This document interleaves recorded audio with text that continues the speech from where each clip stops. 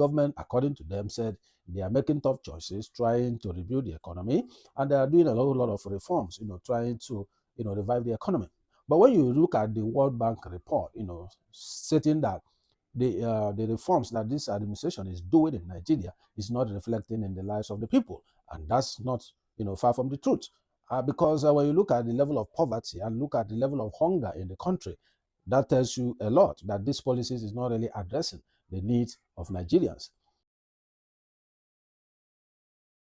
Hello guys, welcome to my channel. This is Andy Media TV, welcoming you on Trending Stories. On May 29, 2025, the President Bola Ahmed Tinubu led government marked their second year in office. That's like their midterm for the first 4 years that he has been elected to serve. So looking at the things that has happened within the past 2 years of his administration, a lot of people have been speaking concerning what they feel that the government of President Bola Ahmed Tinubu has achieved or not has achieved within these 2 years. So when you look at his administration in the area of security, education, health, and other indices like the economy, the HDI, the GDP, our debts, looking at a whole lot of factors, you begin to think, what has this government achieved for the past 2 years they have been in operation? And you recall that May 29, when the president took over office in 2023, he just announced that subsidy is gone, and that policy kick into effect, and which has turned the economy upside down. So, but despite all that, the government, according to them, said they are making tough choices, trying to rebuild the economy, and they are doing a whole lot of reforms, trying to, revive the economy. But when you look at the World Bank report, stating that the reforms that this administration is doing in Nigeria is not reflecting in the lives of the people, and that's not, far from the truth. Because when you look at the level of poverty and look at the level of hunger in the country, that tells you a lot that these policies is not really addressing the needs of Nigerians. Then the statistics that came out shows that Nigeria contributes 15% to world global poverty and 19% to sub-Saharan African poverty. And this like showing that if the policies of government is really working, many Nigerians would have been pulled out of poverty, as the case may be. And also that Nigeria is among the countries that has one of the highest, numbers of malnourished children. And that's not a good, report, to think about. So, but having said all that, those in government is still yet to agree that the things they are doing to change the face of the nation is not really working. Because anybody that speaks anything against, or criticize the government, you see a lot of attacks, you see a lot of insult on the person, that is trying to air his or her view concerning what is going on. However, I think I watched a particular interview on Channels, TV, and this interview was held with Peter Ameh, who is the National Secretary of the Coalition of United Political Parties. And he shares a lot of, views and concerns and what he thinks has gone on within the 2 years of President Bola Ahmed Tinubu's administration. And I think that interview need, people to look at it and be able to put 1 and 2 together, because I think he was kind of objective in what he said in that interview, and that's got my attention. So guys, I'll play you that, interview so that you will look at it and also let me know what you think in the comment section. So if you are new to my channel, guys, kindly like and share this video and subscribe to my channel, and also put on your notification bell so that when my next video drops, you'll be among those to be notified. So I'm going to leave this interview to play through to the end, and that will bring this video to an end. So I want to hear from you. What do you think? Is in its analysis? What do you think as a person? How do you feel within these 2 years of this administration? Is it better? Is it okay? Are they doing well? Are they doing great? Or which area did they do better and which area are they not doing better? And what do you think they can do to do more better in the next 2 years, which will lead to the end of these 4 years of Tinubu's administration? Because as you already know, that most of the thing that's happening now is already geared to 2027 election. They are no more talking about governance. They are talking about how to retain power in 2027. So guys, let's listen to Peter Ameh in this interview with the correspondent of Channels TV. Joining us today on the program, Mr. Peter Ameh, the National Spokesperson, Conference of United Political Parties, CUPP. Thank you so much for being with us. Thank you. Hi, Chief. I'm the National Secretary. National Secretary. Before Mark will start to fight me. Hi, Chief. It's nice to have you here with us on the program. My pleasure to be here. All right, so let's talk about it. Let me start with the last statement I saw from you. You released it and you said that the budget, of course, the conversation about budget padding had started. And you were saying that the budget has become the personal ATM of Nigeria's political elite. Why would you say that? Because there's misaligned allocation of resources. Because you have to prioritize your allocation of your own resources in order to benefit the welfare of the people. If the resources you are aligning in your federal budget are misaligned in the way that does not help to bring down the suffering of the people, to be able to improve their lives, then there's a problem. Then there's a problem with the way the budget has. Look at 6.something trillion. 6.9 trillion added by the National Assembly. Like what budget said that we could even give the world, we could even buy sunlight for the whole world. Because we are looking at 260 something million for one solar street light. How many of that do we need? The president came into office, made promises that they were going to till 500 hectares of farmland, arable farmland, so that Nigerians can have food sufficiency, at the long run. But they haven't done that. They've opened up the border. What really annoyed me was when the president even made a statement for the second year anniversary and wrote in the statement that staple food prices are dropping. Rice price, the cost of bag of rice has dropped. It only dropped because you opened up the border. But it dropped. He opened up the border. But it dropped. No, listen. It is very dangerous for our country because people have invested their money in trying to invest their money in farm to try to cultivate food product that will help our country. Look at investors who have now started planting rice. What are you going to tell them? How are they going to meet with the competition of people bringing rice from Thailand at 46,000 naira? We have had this conversation before, but let's bring it up since you brought it up. Now, the removal of fuel subsidy and these economic policies of the president, of course, you've been very critical of the economic policies of the president. It's very bad. Now, after that was done, of course, it was expected that the price of food was going to go up. We needed to come to some kind of level. And that is what the presidency explained. Hold on, High Chief.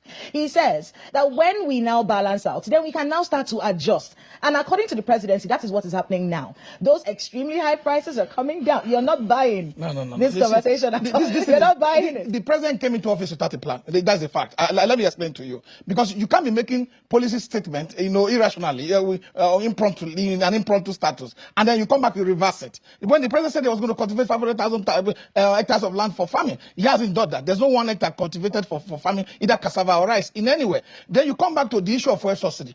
Go and ask anywhere in the world.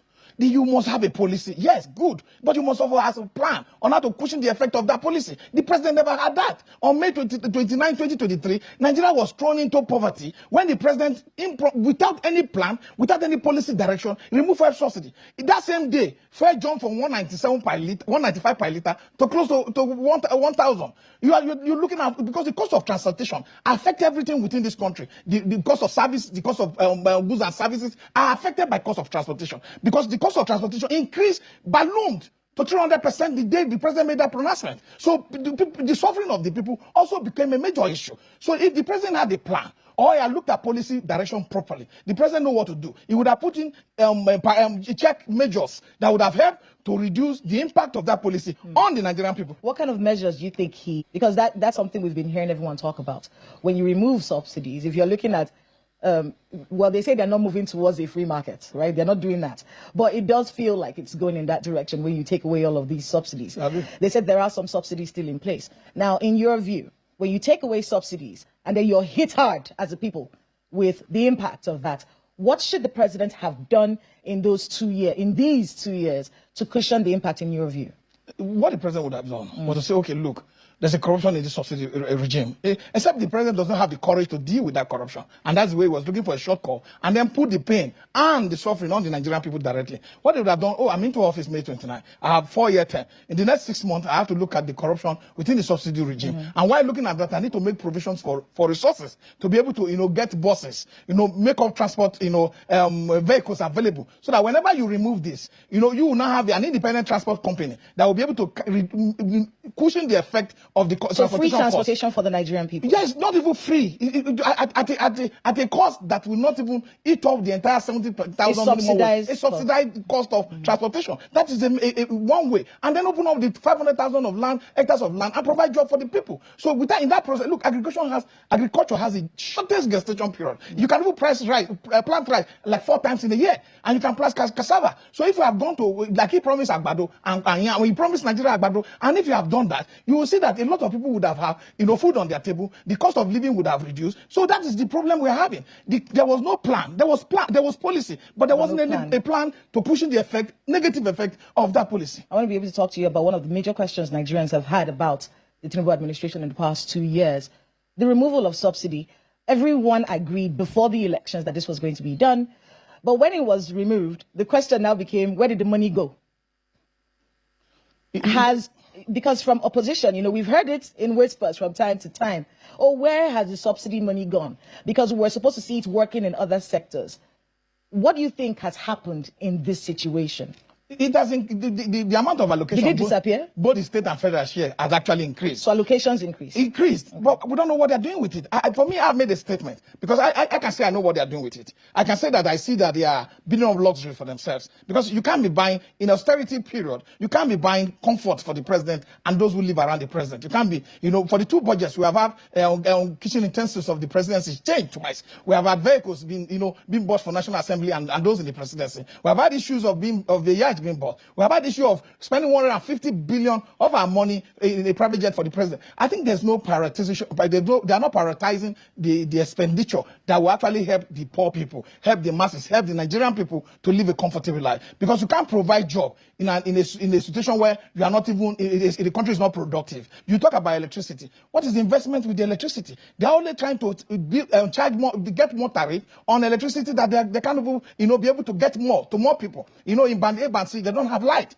So band C, band B, they don't have light. So you need to have a government that is very well interested in investing for the future, investing for the life of the common man, and putting money where it should be, and not that this traveling all over the world looking for pity. When the people know the country is rich and our resources are being wasted. Yes, our resources are being wasted. You can look how many times the president has traveled, since he became president. So you need to have a data and look at the corruption perception index have not reduced. We have 146 over 180 in corruption perception index. We have 161 over 189 in human developmental index. So we need to, with the data that is there in the public. The president hasn't done anything.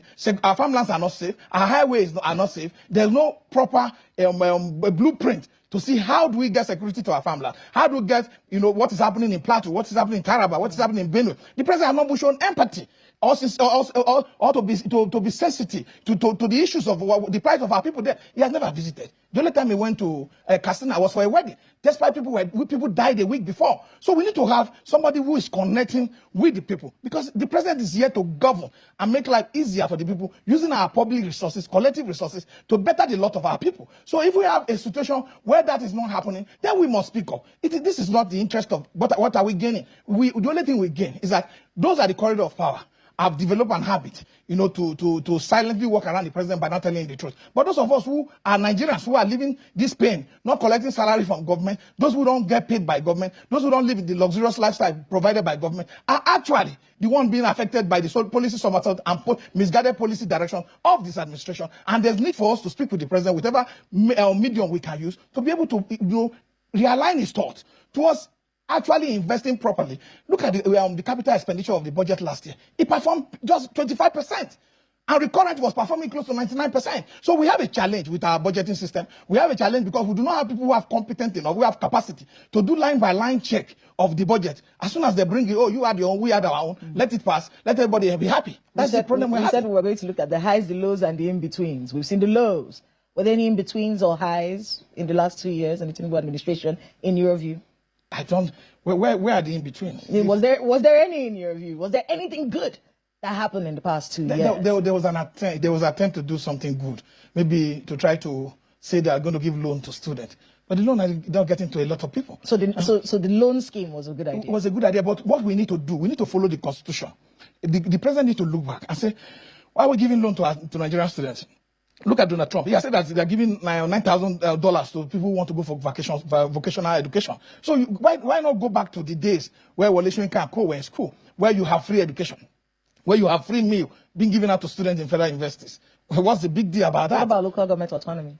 Local government autonomy, the president has played politics with it. How so? Of course, what happened in Rivers. What happened in Rivers has shown that there's politics attached. Because Section 103, as much as you cannot remove an elected state House of Assembly, you can't remove an elected executive governor, and you have done that. And the local government, as I speak, since the Supreme Court judgment was given, you know what they have? It's not local government autonomy per se. The judgment they got for Supreme Court is financial autonomy for local government, so that local government can get their money directly charged from CBN to the account of the local government. We still have a problem with how the elections is being conducted by State Independent Electoral Commission. So, but the president have not fulfilled his promise, because they are doing quick probe with the governors. Because since when the judgment came, There's no payment from CBN or anywhere to the local government authorities in their areas. So we need to have, when you pursue an agenda, it shouldn't be done for funfair. It shouldn't be done so that politicians will see that you want to make an attempt. Because the lives of the people matter. Local government is at the root of and the foundation for the development of our communities. And if we cannot get that right, it will be difficult to get the entire governance system right. The president, it should be worried. Because if you are in government, and sincerely, and I know Nigerians for that, and you are performing, you don't have to do aid, you don't have to do adverts. You can see what happens in Abia. You don't have to do any campaign of any sort. Nigerians will applaud you. But as I speak to you today, the level of poverty that more than 130 million Nigerians have been pushed into multidimensional poverty, which represents about 156% of our population. So we need to be able to agree that there's a problem. How do we channel these resources in an appropriate manner? People talk about, oh, why are you talking about Calabar Coastal Rail Line, road? 700 kilometers of road. They've done 30 kilometers in 2 years. If you calculate it, 2 years, 30 kilometers, that means we are going to take 23.5 years to complete the 700 kilometers. So we have over 46,000 federal roads that are left undone. From here to Lokoja, you can't move. From 65 kilometers from Enugu to Oka, you can't move. So the government need to sit down, get all this road working, connect it, and the way to build up society is not really basically about road alone. It's about what are you putting in place for localization of industry, because our people can't get jobs. The level of unemployment today, and the worst one is the underemployment. Because when you are employed and you are paid less than what you should earn in the society, you're underemployed. I mean, the figures really from the World Bank are very damning. 75.5% of rural dwellers below. And 41.5% in urban areas. There are many economists, some from the presidency, who dispute these figures, you know, and then talk about the purchasing power of the dollar, because what's being benchmarked is $2.15. So they keep talking about how with $2.15, it's converted to Naira, you can actually feed and take care of it. So, but that's not what I want to get your thoughts on. Yes, I want to talk with my friend. Yeah, okay, you heard him when he said it. Well, you know, that on its own, you can respond to that if you want to. However, when it comes to poverty alleviation in our country, how is the president missing the point? I think he's missing the point because he's running an elitist, governance system whereby he doesn't relate to the people, he doesn't connect with the people. There's no where's the media? The FCT means we even have more media presence than him. So he should be able to have a medium by which he communicates with Nigerian people, probably get the feedback directly, because people around him. Oh, he's had media chats, hasn't he? The media chat are controlled. This NTA thing, and you come around and people try to pass it around. We need to have a proper interaction, even if the president have to go from town hall to town hall.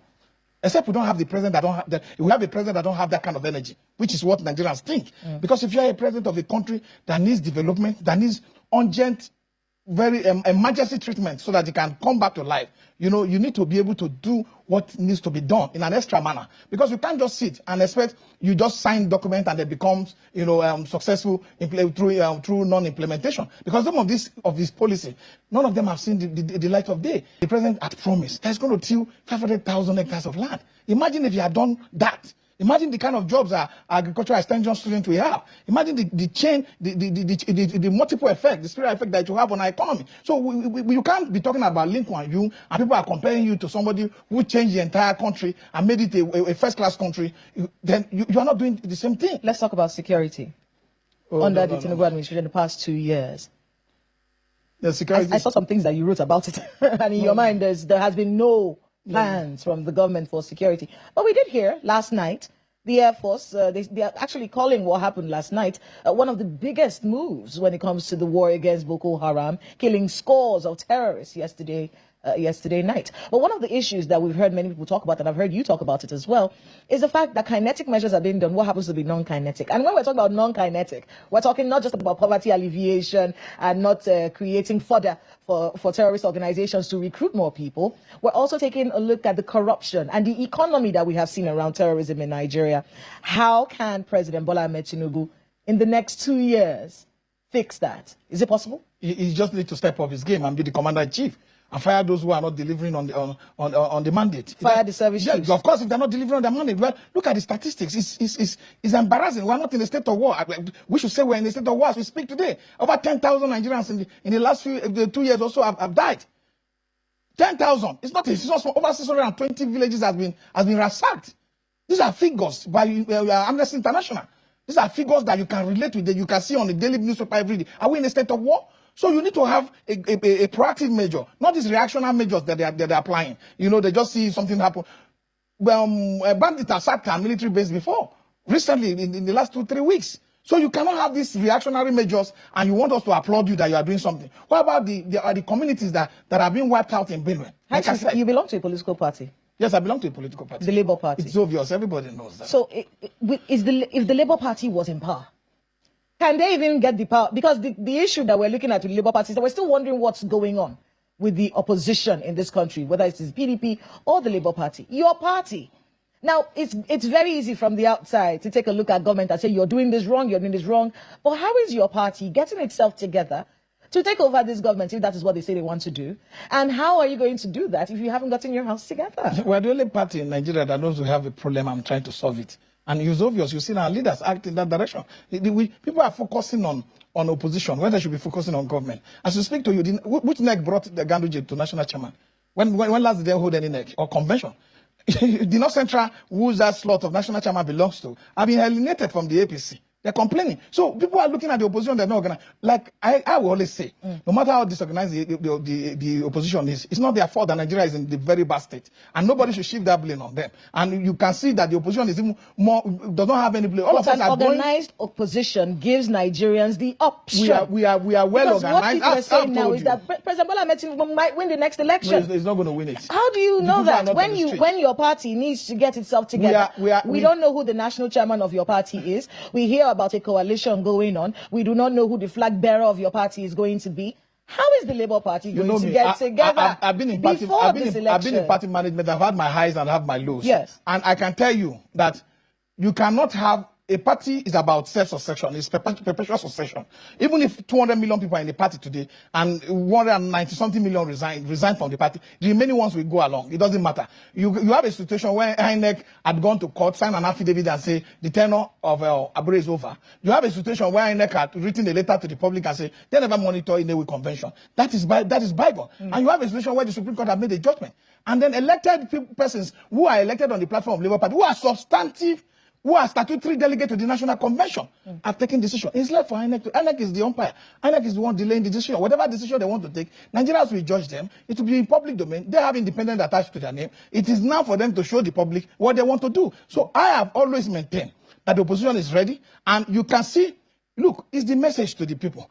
Look at what Labour Party did through Peter Obi. Even for Peter Obi, that his message resonated with people. Because, like I said to you, what Peter Obi will bring to the table from the opposition is what the current president does not have. The ability to go through the budget, the ability to prioritize the necessary budgetary measures that will affect if he contests under the Labour Party, the positive life of the people. If he contests under the Labour Party, that's what we're going to do.